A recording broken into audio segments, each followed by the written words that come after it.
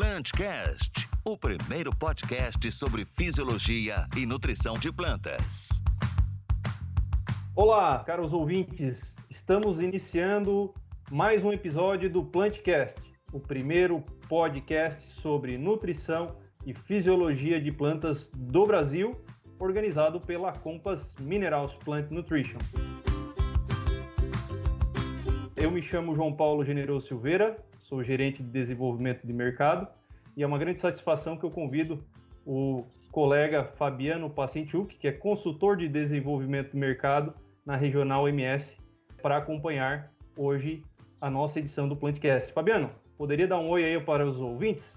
Olá, João Paulo, olá, nossos amigos, ouvintes. É uma grande satisfação participar mais uma vez desse importante podcast da agricultura brasileira, o nosso PlantCast. E hoje, para nós, é uma satisfação muito grande.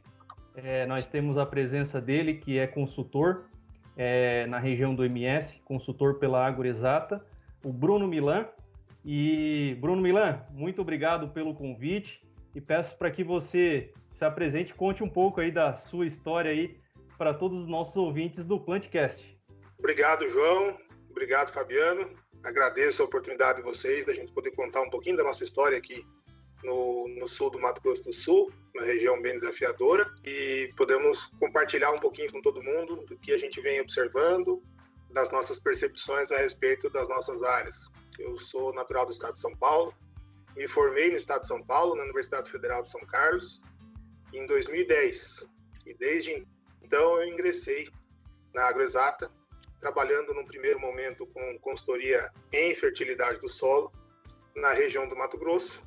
Isso foi entre 2010 e 2013, e em 2013 veio o convite do pessoal da AgroExata para que eu viesse integrar a equipe de assistência técnica integral aqui do Mato Grosso do Sul.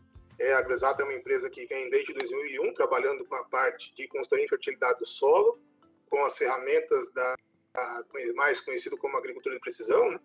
Mas da amostragem do solo já referenciada, e desde 2009 ingressou no ramo de assistência técnica aqui no Mato Grosso do Sul, e a gente vem conduzindo aí juntos desde então esse trabalho aqui no estado.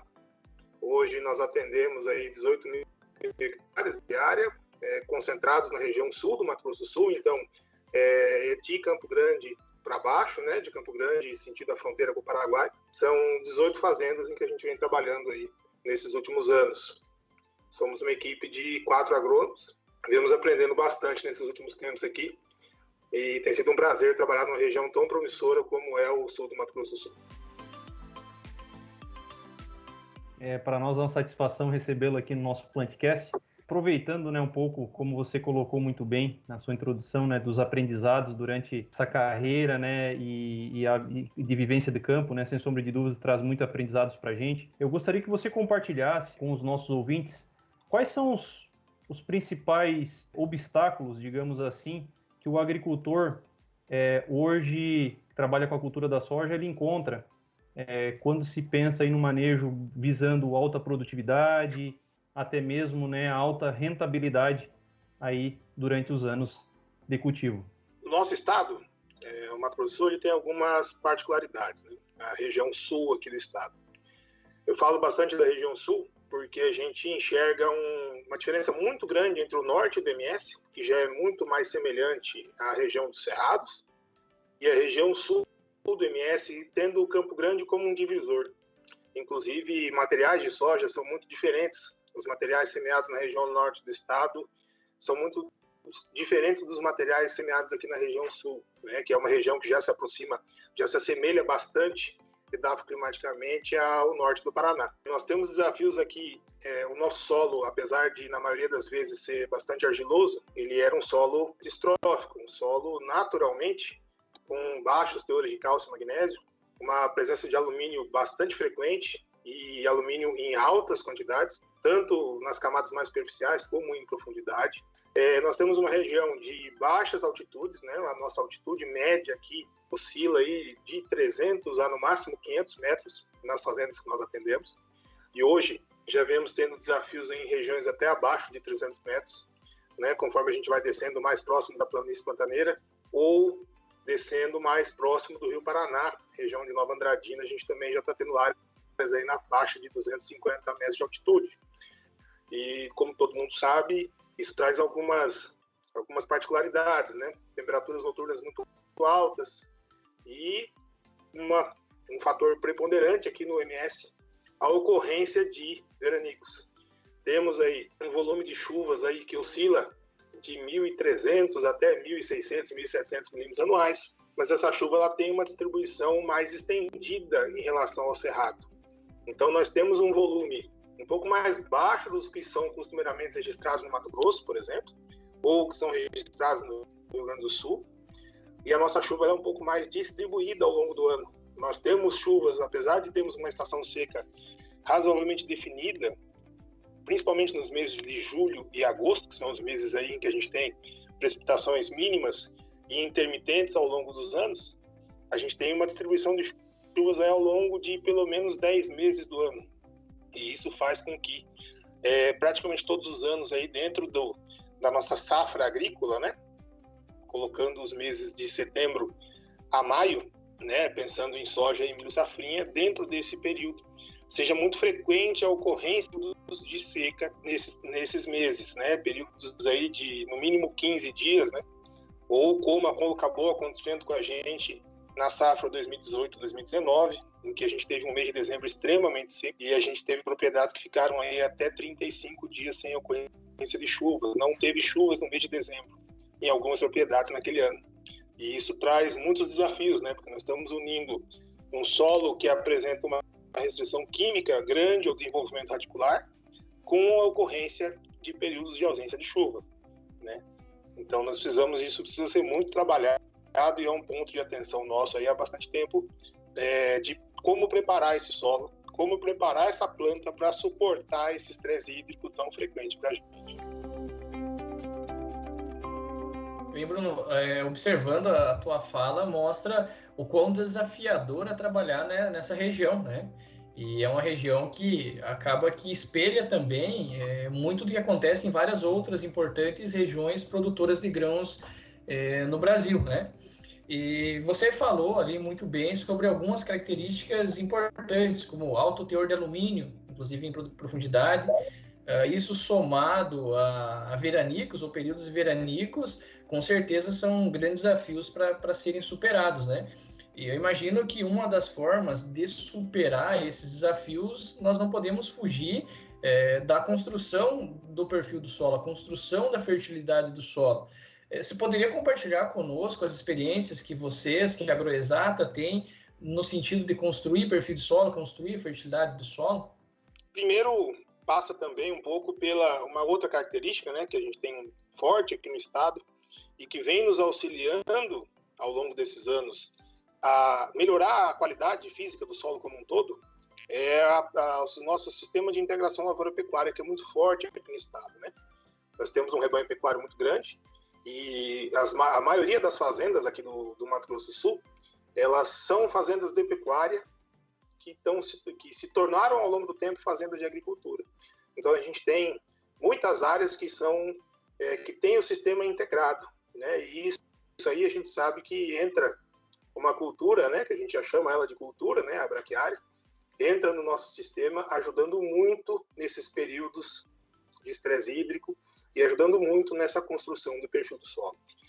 Esse trabalho de construção do perfil, os institutos de pesquisa, principalmente a Fundação MS, né, que é uma instituição de pesquisa pela qual nós temos um apreço muito grande, né, que trabalha em função do produtor aqui no estado e que vem nos norteando bastante na questão dos usos de tecnologias, né?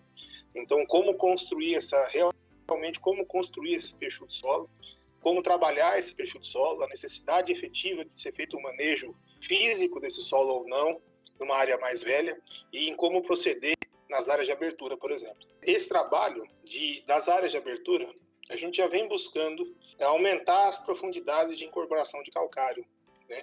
O que a gente via antigamente, o pessoal usando aí grades de no máximo 32 polegadas aí, isso até 5, 6 anos atrás era bem comum aqui no estado, o pessoal utilizando aí grades aradoras de no máximo 32 polegadas aí, que a gente sabe que trabalham, dependendo da textura do solo aí, de 20 a 25 centímetros de profundidade no máximo. E a gente veio vendo que isso não vem sendo suficiente para fazer com que a gente consiga suportar esse granizo e nem mitigar esse alumínio que está presente nessa subsuperfície, na camada principalmente de 20 a 40 centímetros de profundidade. Com isso, a gente veio buscando reunir experiências de outros locais, né? O estado da Bahia, que tem sempre um histórico de, apesar da maioria das áreas terem uma textura bem diferente da nossa, eles também têm uma necessidade, né? Foi o estado que primeiro despontou aqui no Brasil com essa preocupação grande, né, para se produzir com um baixo volume de chuvas, né, um volume de chuvas realmente mais baixo e com uma textura de solo mais arenosa em algumas situações, mas uma preocupação sempre muito grande nessa construção de um perfil de solo mais profundo. E a gente veio buscando isso ao longo do tempo, né, acumular essas experiências e começar a trabalhar com isso aqui. Desde 2015, a gente vem trabalhando já com implementos que possam proporcionar uma profundidade maior de preparo do solo. Então, desde as áreas de abertura, em que a gente passou a utilizar grades de 36 polegadas, migramos para grade de 40 polegadas e hoje já estamos usando os tidos arados de Iveca, né, que são implementos revertedores de camada, né, que conseguem fazer uma incorporação bem profunda desse calcário e promover, né, um perfil de pelo menos 40 centímetros bem corrigidos. Além disso, áreas já agricultadas, em que, a partir de diagnósticos, a abertura de trincheiras, coletas de amostras de solo de 0 a 20, de 20 a 40, de 40 a 60 e até 1 metro de profundidade em algumas situações, para a gente poder buscar entender como que vem se formando esse alumínio que está presente na região próxima às raízes. A gente vem, a abertura de trincheiras também é muito importante, né? A gente vem abrindo bastante trincheira nas áreas para a gente estudar como é que está a construção das raízes dentro do solo, se realmente a gente tem essa camada de impedimento que ela acaba sendo inerente à nossa sucessão de culturas, né? Hoje a gente tem uma sucessão de culturas baseada em soja sequenciada de milho de segunda safra, a braquiária muito presente nesse milho de segunda safra, mas a gente sabe que essa sucessão de culturas traz alguns benefícios ao nosso sistema produtivo. E um deles é a falta de diversidade de raízes, apesar de trabalharmos com uma cultura de cotiledônia no verão e uma monocotiledônia consorciada com outra monocotiledônia no inverno. A gente sabe que não tem a riqueza de raízes que deveria ter no nosso sistema. E isso acaba trazendo algumas consequências e a gente, avaliando, busca entender quais são essas consequências, o que está ocorrendo nas áreas, para a gente, sim, buscar o manejo mais assertivo a ser feito nessas áreas, né? Essa construção de perfil, hoje, a gente vem trabalhando com arado de Ivecas, né, na maioria das áreas, que tem necessidade efetiva de que seja feito esse manejo, buscando um preparo de solo a 40 centímetros de profundidade e colocando as quantidades de calcário necessárias para que a gente tenha elevação da saturação de bases, dos teores de cálcio, magnésio, e realmente reduzir ao máximo a presença do alumínio nesse perfil, pelo menos de 40 centímetros de profundidade, né? Com isso a gente ganha muito em acesso à água por essas plantas. Isso vem mostrado grandes resultados aí. Áreas antes tinham instabilidades produtivas muito altas, né? E hoje a gente vê áreas assim já alcançando patamares produtivos que nós julgamos muito interessantes em relação ao perfil de fertilidade da área. Basicamente a gente vem trabalhando com calcário e gesso. O gesso também tem um papel importantíssimo nessa mitigação do alumínio. Então, nós não é porque nós estamos usando a Iveca que nós estamos deixando de usar gesso, né? Acreditamos que tem essa correção química do alumínio em subsuperfície e a correção efetivamente física da incorporação do calcário, elas têm caminhos diferentes a seguir. Então, um não exclui o outro, né? Eu acredito muito no gesso. O gesso tem um papel importantíssimo no nosso sistema produtivo. Nós continuamos usando, mas em algumas situações nós temos visto que devido à compactação, à formação de zonas compactadas no solo, principalmente de abaixo dos 10 centímetros até 30 centímetros, a gente precisa realmente fazer um manejo físico dessa área, para que aí sim o gesso possa cumprir o seu papel, ter a solubilização que ele precisa, nas profundidades em que ele precisa ser solubilizado, e para aí sim ele poder carrear esse alumínio e começar a tirar ele da nossa zona radicular. Bruno, é muito interessante, né, esse manejo e, de fato, essa preocupação, né, na construção do perfil. Sabemos que, primeiro, a gente tem que construir a boca da planta, e a boca da planta é raiz. Entretanto, sabemos que nessas áreas onde se utiliza grandes quantias de calcário, a gente pode ter um ambiente que reduza a disponibilidade de micronutrientes, propriamente dito. Ou até mesmo, né, como você colocou, a aplicação de gesso, talvez em doses elevadas, pode minimizar, reduzir também a disponibilidade de alguns micronutrientes, como é o caso do molibdênio, no caso, né, da aplicação do gesso, e também de micronutrientes com cargas positivas no caso da aplicação do calcário. Como que vocês têm trabalhado, Bruno, né, visando esse manejo de fornecimento desses micronutrientes? João, a partir do momento que nós temos a nossa análise do solo, né, nós buscamos identificar quais desses microelementos, né, principalmente os micronutrientes metálicos, né, como você mesmo disse, que vão ter uma interação mais negativa com essas altas doses de calcário que nós vemos usando e com uma possível elevação do pH junto de uma correção desse tipo. Os nossos solos aqui no Mato Grosso do Sul, eles têm, na maioria das situações, uma deficiência grande de zinco, tá? Já natural das áreas, principalmente áreas mais novas, e não falando aí dos metálicos, mas falando de um micro que é importantíssimo no sistema, o boro, né? Então, a gente tem deficiência de boro e zinco muito altas aqui.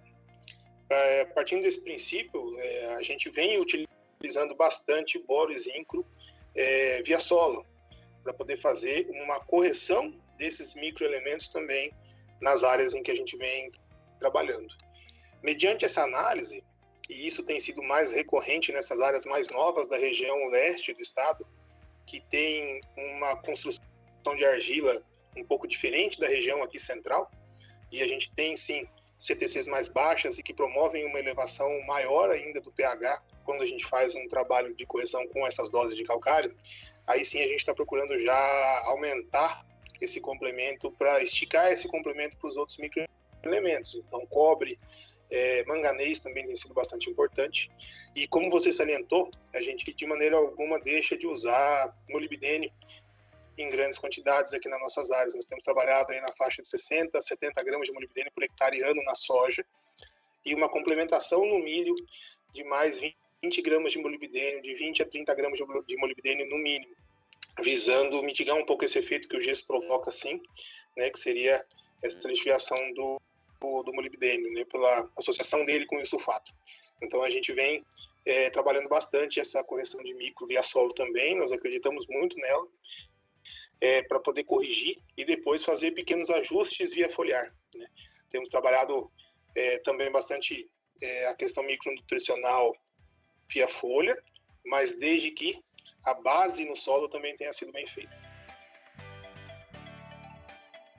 Muito bom. Que aula nós estamos recebendo do Bruno nesse nosso Plantcast.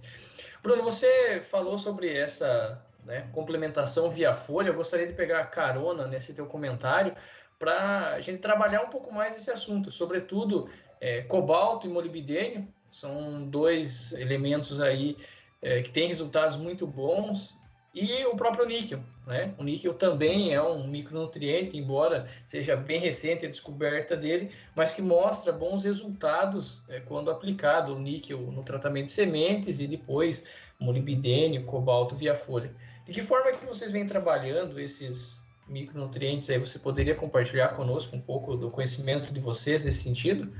Não, claro, Fabiano. Desde a safra 2015-16, né, a gente teve algumas áreas de teste aí em parceria com a Compass, né, com o uso do Profol Nicomodride. E esse produto nos trouxe um diferencial muito grande, foi muito perceptível, principalmente na quantidade de nódulos, né, na maior viabilidade desses nódulos ao longo do ciclo e na massa de nódulos, né, fizemos bastante avaliações. E desde então a gente viu que essa entrada do níquel era de suma importância para favorecer o processo de fixação biológica de N, né? Hoje a gente eu acredito muito, né, e a equipe toda nossa acredita muito na fixação biológica de N. Sei que tem bastante gente já pesquisando inserções de N mineral na soja, mas seguimos aí muitos conceitos aí, os conceitos do professor Gil Câmara, né, que acreditamos bastante em tudo que nós conversamos sempre com ele, a respeito da importância de fazer uma fixação biológica bem feita e que ela tem sim capacidade de fornecer o nitrogênio que nós precisamos para produções elevadas de soja, né? Então o níquel entrou muito bem, entrou junto com uma elevação grande das doses de inoculante que nós tínhamos trabalhando. Era muito comum aqui se trabalhar com 1 ou 2 doses por hectare de bradirizóbio, e hoje nós vemos trabalhando aí de 6 a 10 doses de bradirizóbio, sempre com a técnica da co-inoculação com azospirilo. Isso aí também vem trazendo bastante benefício. E a gente viu que desde que a gente começou a usar o níquel no tratamento de semente, além do cobalto e molibdênio, que já era mais costumeiro, a gente viu um ganho muito grande. E essa suplementação de cobalto e molibdênio, nós vimos fazendo ela no estágio vegetativo, né, uma suplementação de cobalto e molibdênio entre os estágios V4 e V6, e previamente, né, no inicial do reprodutivo, a gente faz mais uma suplementação de molibdênio de 40 gramas por hectare, visando manter esse fluxo constante de nitrogênio que está sendo fixado, né, um aproveitamento desse nitrogênio que vem sendo fixado pelas bactérias no sistema radicular, dentro do estágio reprodutivo, garantindo sim que esse nitrogênio que está sendo produzido ali chegue efetivamente à planta e futuramente aos grãos. Então, eu acho que é de suma importância, é um nutriente, esses 3 micronutrientes, né, são de suma importância porque eles propiciam uma absorção de um macronutriente que é essencial às altas produtividades. Então, o nitrogênio é de graça, né, o nitrogênio feito com custo de graça, não porque tem o custo inoculante, mas um nitrogênio muito barato, né, um N que faz com que viabilize mesmo a soja aqui no Brasil. Então, a gente hoje, se nós fôssemos precisar a soja de maneira mineral, a gente sabe do volume de ureia que a gente ia precisar consumir numa área dessa, né, sendo ureia ou outras fontes nitrogenadas, e isso praticamente inviabilizaria o cultivo de soja em muitas regiões. E hoje a gente tem uma tecnologia dessas, num custo desses, a gente tem mesmo que fazer de tudo, né, com o avanço da pesquisa, essa parte de fixação e da melhoria desse aproveitamento do N que está sendo fixado, para a gente aproveitar ao máximo esse nitrogênio fornecido pelas bactérias, porque isso daí garante, sim, sustenta as altas produtividades que a gente vem aumentando.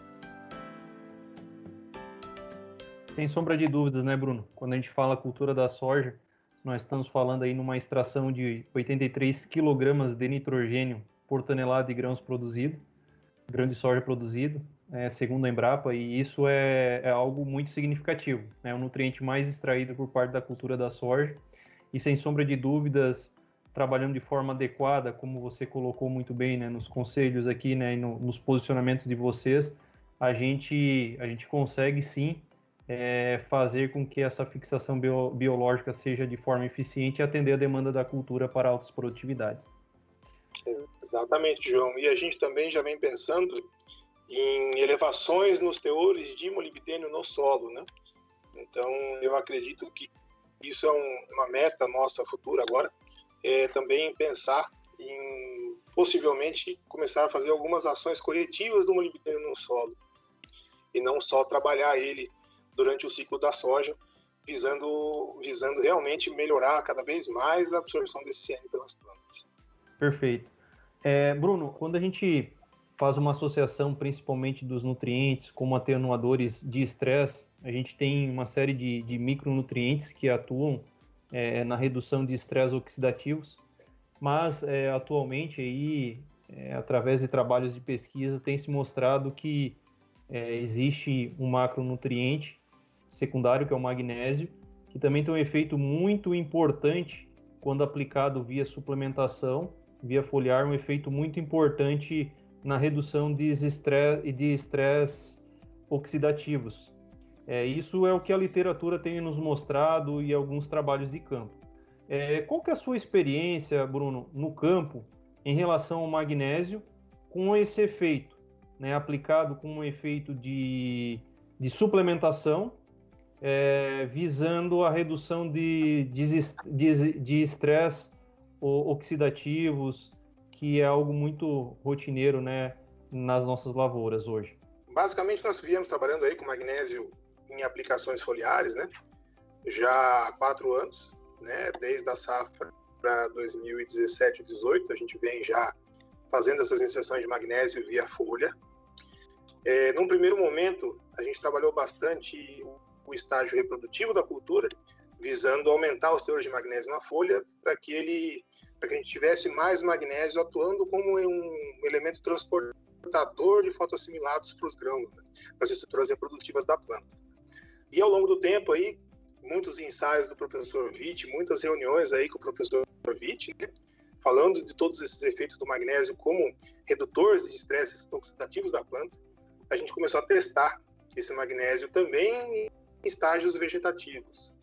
E a gente viu uma preservação das folhas maior, né? A gente sabe que a cultura da soja, principalmente, todas as culturas, né, mas a soja costuma mostrar muito, né, um efeito de quando ela está sofrendo estresse hídrico, primeiro, aquela virada de folha, né, que todo mundo fala, né, que todo mundo vê na lavoura, quando a lavoura está sob estresse, no sol forte, a gente vê a soja tentando se defender daquela luminosidade intensa. E aqui a gente tem isso porque nós temos altíssimas temperaturas aqui na fase vegetativa da soja. Os meses mais quentes do ano aqui no MS, um dos meses mais quentes do ano aqui no Mato Grosso do Sul, normalmente é o mês de novembro, né? E é um mês em que a gente está com a nossa soja sempre no estágio vegetativo pleno, né? E esse ano a gente teve essa extensão dessas altas temperaturas, né, até o mês de dezembro. Então, isso vem sendo, a gente vem usando bastante. A gente coloca uma aplicação de pelo menos 100 gramas por hectare aí de magnésio nessa fase vegetativa, previamente a esse período de estresse. Nós temos visto uma redução desse abortamento de folhas, né, da planta eliminar as folhas para diminuir a superfície de perda de água que ela tem, e também uma redução daquele efeito amarelado que a soja tinha, mantendo aí a sua área fotossintética ativa ao máximo e propiciando uma redução desses estresses aí nas plantas, né? Vem tendo um resultado muito interessante. A gente fez bastante esse ano. A gente teve aí no mês de dezembro algumas fazendas que tiveram baixos volumes hídricos, né? A gente fechou o mês de dezembro em algumas fazendas aí com 80 a 100 milímetros de chuva, sendo que uma chuva de 60 milímetros foi no dia 3 de dezembro.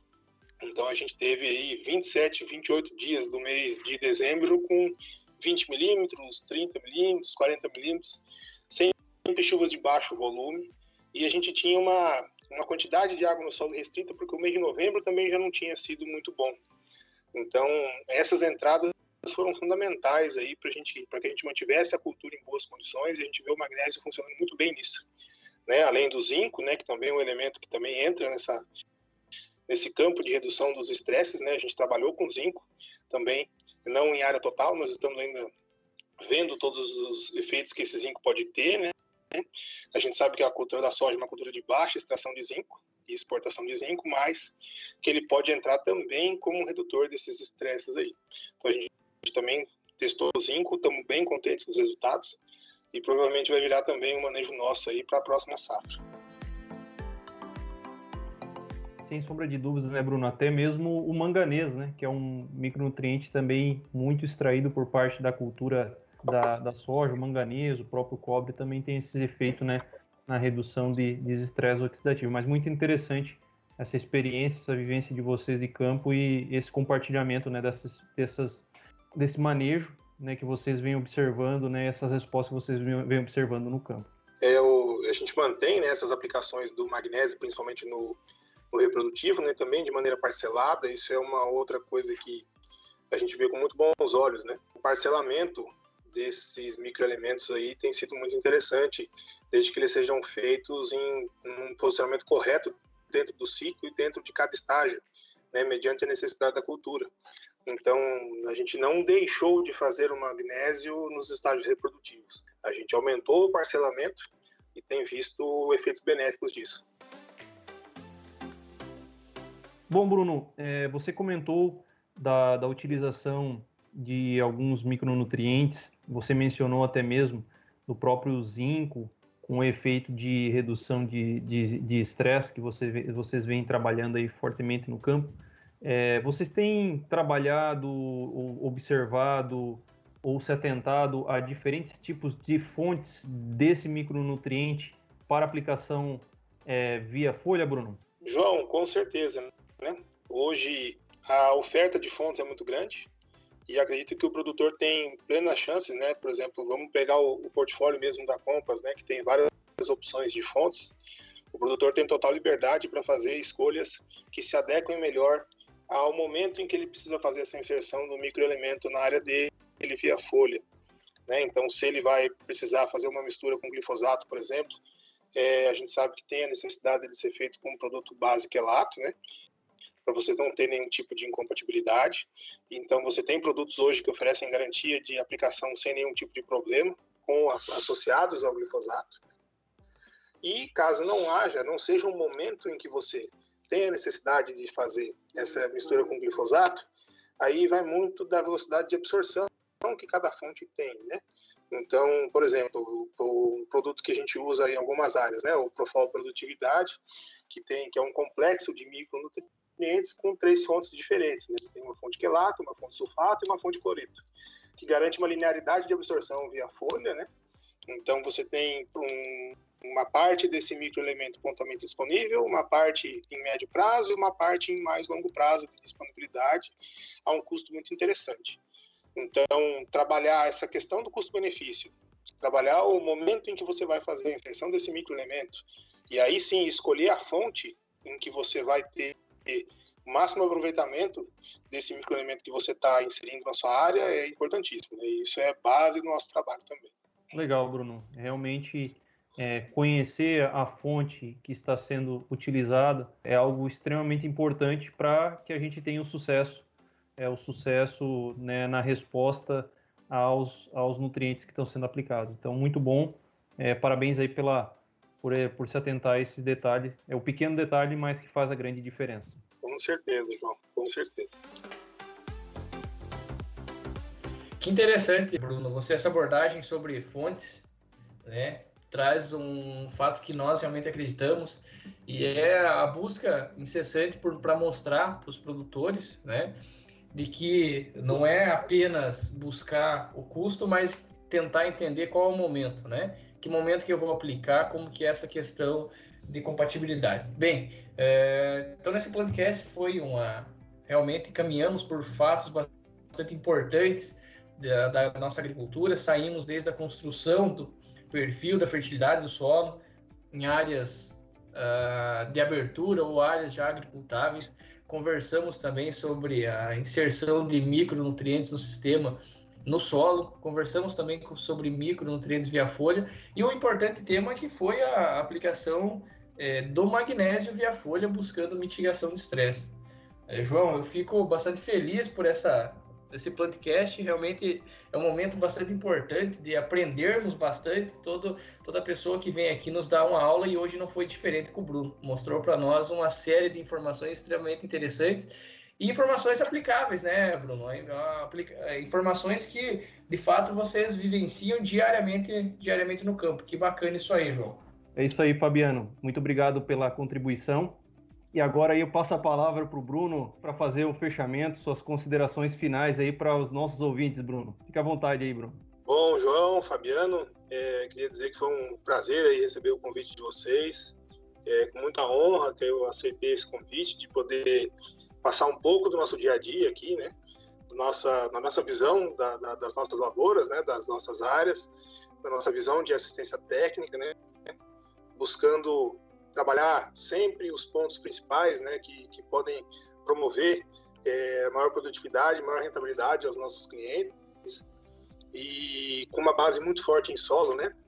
A nossa empresa vem dessa base de consultoria em fertilidade de solo, e isso a gente traz muito junto conosco no nosso dia a dia. Queria agradecer a Compass pelo convite, vocês todos pelo convite, agradecer aos ouvintes aí por terem tido esse tempo conosco aí, em que a gente pode trocar bastante ideia. Eu acho que essa ideia dos podcasts é muito interessante. Eu mesmo passo pelo menos 20 horas dirigindo toda semana, e o podcast é uma ótima companhia durante as viagens para a gente poder aproveitar esse tempo que teoricamente seria perdido, né? Acho que as distâncias são são grandes e a gente precisa mesmo rodar. Então a gente aproveita esse tempo para ir aprendendo com todo mundo e trocando essas ideias que são tão importantes para nós aí. Isso aí, Bruno. Muito obrigado mais uma vez pela parceria e pela disponibilidade. E é isso aí, caro ouvintes. Dessa forma, nós encerramos mais um episódio do Plantcast. E não percam os próximos episódios e até mais. Tchau, tchau. O Plantcast é uma produção da Compass Minerals Plant Nutrition. A gente inova e nutre. O agro cresce.